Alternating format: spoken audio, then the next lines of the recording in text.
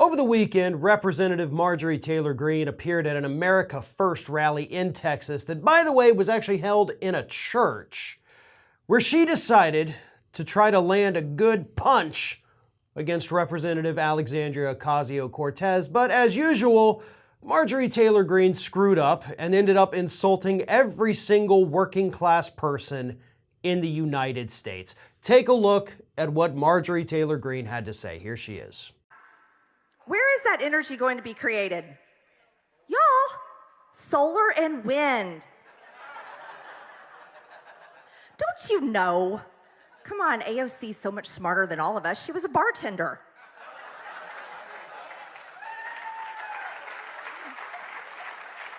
You silly conservative Republicans, you probably have small businesses and things like that. Shame on you, independent people that know how to balance a checkbook. So let's remember that every time Republicans want to attack AOC, they always go to the "she was a bartender," right? What a moron, because she had to work for a living. She wasn't born into the lap of luxury, so she obviously must be an idiot for having to go work a job to pay her bills and be able to survive in the United States, right?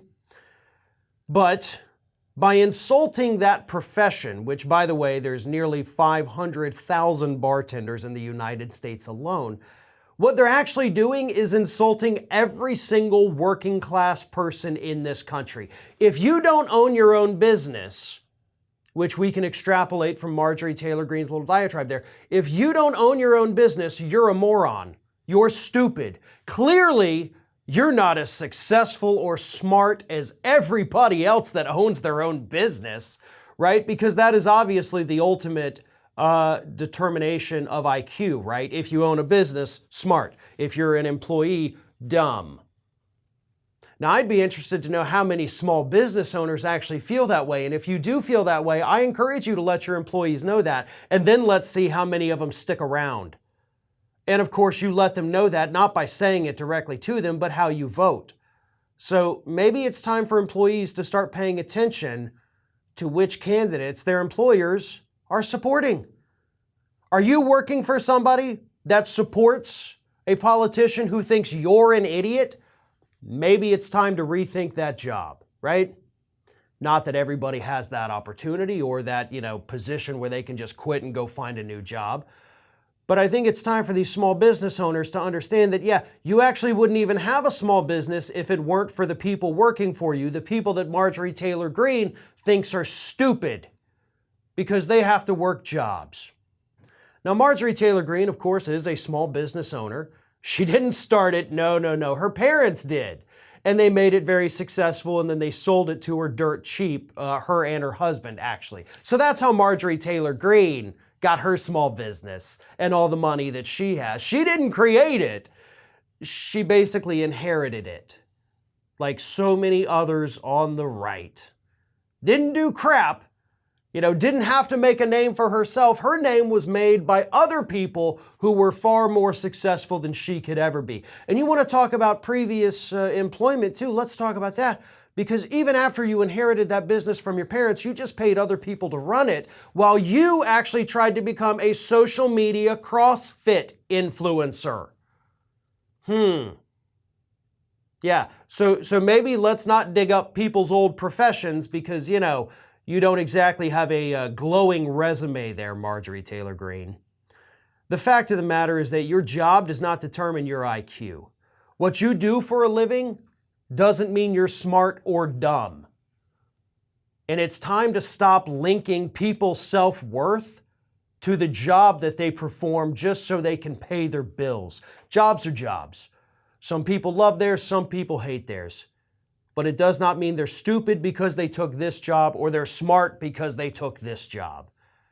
It just means that, like everybody else, they got to work for a living. And most of us would prefer if that weren't the case, but this is the reality we live in. You got to work. And whatever job you choose is perfectly fine and has no bearing whatsoever on your intelligence. If it did, Marjorie Taylor Greene wouldn't even allowed to be serving in Congress right now. One of today's video sponsors is Cometeer, a revolutionary coffee company with a very unique product. Cometeer is the first coffee that you melt to make. It's delicious, quality coffee that's ready in just seconds. Cometeer's freshly brewed coffee arrives flash frozen inside the world's first 100% curbside recyclable capsule. It's super simple to melt your way to hot or iced coffees, lattes, and so much more. No machines or expensive equipment are needed. It's simply incredible, fuss-free, mess-free coffee. Cometeer's brewing process captures the more than 2,000 flavor compounds that exist inside of a single coffee bean.